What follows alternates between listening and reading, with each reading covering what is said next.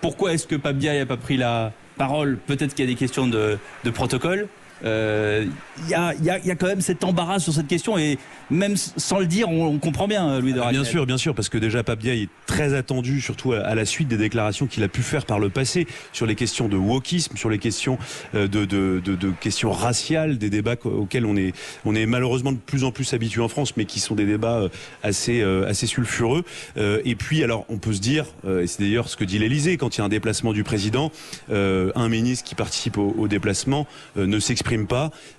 Alors là, c'était un peu spécifique, puisque la prise de parole de Pape Diaye était très attendue, puisque c'était la première fois qu'il participait à un déplacement avec de la presse, et donc c'était l'occasion, moi je trouve que c'est dommage, c'était l'occasion pour Pape Diaye de s'exprimer, éventuellement de répondre implicitement, indirectement à toutes les attaques qu'il a reçues, et en tout cas peut-être qu'il s'est moins noyé le poisson que le président.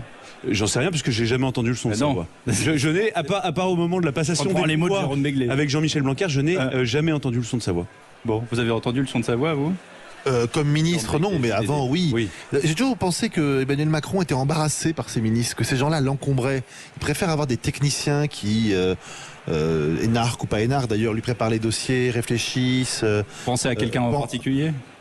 Non, mais je pense que il aime prendre la lumière seul et il préfère s'exprimer lui-même.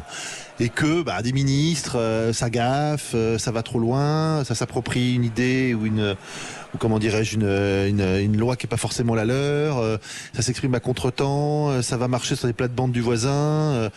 Emmanuel Macron, il préfère dire peu de choses, mais les dire lui-même sans passer par des intercesseurs. On va voir ce que ça va donner avec Pape Diaye. Je rappelle quand même que Pape Diaye, son cabinet est à 80% le cabinet de son prédécesseur Jean-Michel Blanquer. Donc a priori... Pour l'instant, non? Pour l'instant. Ouais. Mais c'est que les cabinets, ça change en cours de route. Ça change en cours de route, mais... C'est qui pilote quand même. Je pense que là, c'est piloté de très très près à l'Élysée, à Matignon, et qu'il va être quand même dans une cage dorée, mais dans une cage.